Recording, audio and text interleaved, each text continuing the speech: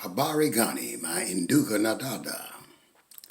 My brothers and sisters, I would like to tax your time, but hopefully not waste your time by sharing some information from a book I wrote entitled Reparations and God's Judgment by yours truly. This particular information I want to share with you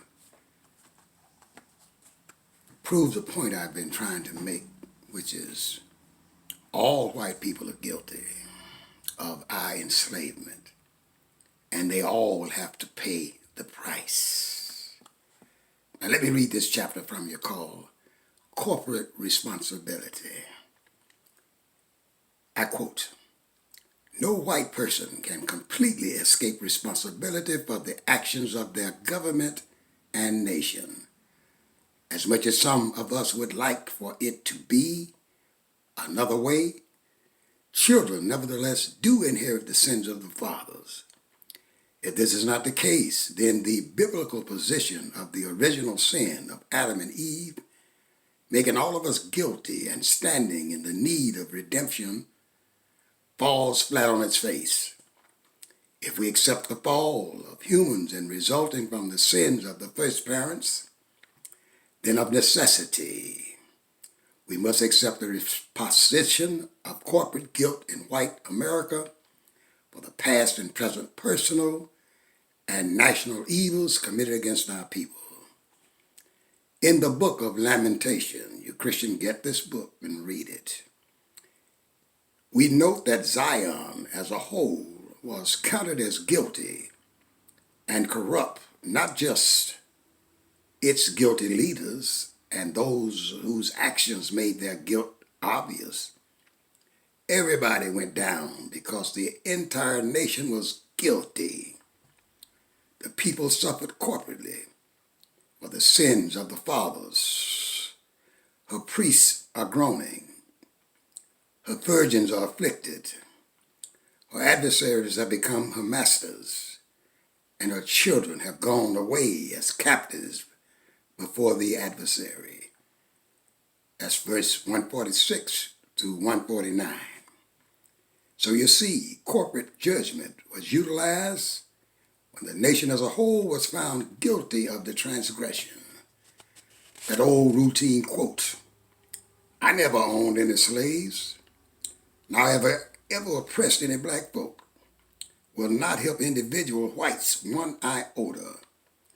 For the truth is, whatever the white slavers derived from the enslavement and torture of our people was inherited by their children and the children's children.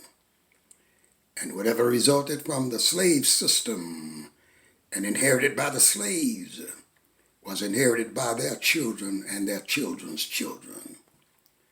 We Africans today carry the heavy baggage of inferiority, fear, anger, dependency, low self-esteem, and other negative traits developed in and inherited as a legacy of slavery.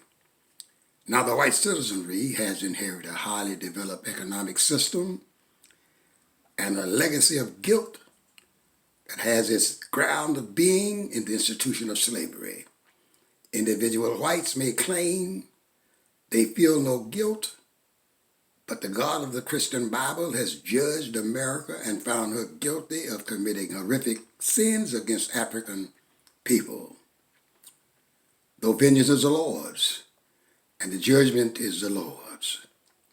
When the final battle comes, it will come partly out of our black people's need for a mind-clearing retribution. The government and its scholars know it is almost impossible to do what has been done to us and not accept retribution. Many scholars make mention of racial memory. It is the eternal memory of the race as experiences throughout its past existence. It is this memory that pushes and pulls us towards making certain choices now. It has prompted us to laugh when there was nothing funny being said. It has invited many of us to a life of Thomism. It has caused many thousands to choose flight over fight at the moment of decision.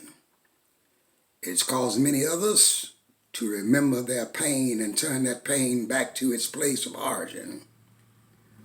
One glaring example of this is the example within the life context of the Haitian slave revolution, led by the African priest Boukman against the white slave masters.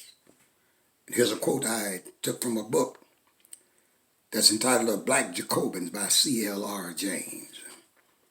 And I quote, "From their masters they had known rape, torture, degradation, and at the slightest provocation, death. They returned in kind. For 2 centuries, the higher civilization had shown them that power was used for wrecking your will on those whom you control. Now that they held power, they did as they had been taught. In the frenzy of the first encounters, they killed all. Yet they spared the priests whom they feared and the surgeons who had been kind to them. They whose women had been undergone countless violations, violated all the women who fell into their hands, often on the bodies of their still bleeding husbands, fathers, and brothers. Vengeance, vengeance was their war cry. And one of them carried a white child on a pike as a standard," unquote. The act of retribution is a liberating factor, and it is no accident that Christianity speaks of being washed in the blood as an act of liberation. Whites must become witnesses of the cross. They must suffer the death of the cross and become washed in its blood. Blacks, on the other hand, will become free of all white damnation and domination. When whites bear the witness of the cross, just as we have done in slavery and today, with as many tortures and pains. The cross of Calvary is where voluntary suffering took place so that the world might be saved. The white man must go to the cross willingly without uttering a murmuring word, because this is the route to reconciliation between the black victim and the white oppressor. This is a road to absolve the vast accumulation of estrangement, guilt, shame, and terror that so overwhelms the black-white relationship. My brothers and sisters, this was taken from a book entitled Reparations and God's Judgment, authored by yours truly. You should get this book. You should read this book. This book will provide enlightenment for you. It'll show you that you'll do reparations, especially those black Christians who want to forgive those who subjected us to 400 years of slavery, stole our inheritance, raped our grandmothers, our fathers, hung our fathers and mothers from trees. My brothers and sisters, we have to understand this, especially those of you who are Christians. And you know we all have some Christian connections. Most black people were raised and brought up and forced to visit church every Sunday, the Christian church, mostly Baptist churches. So you see, my brothers and sisters, I brought it to you this time. Christians and others, but especially Christians, because our black brothers and sisters are Christian-oriented.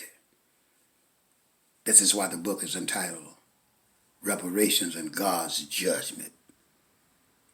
It is for you to dine on, to feast on, and to do something about your situation and those who caused it.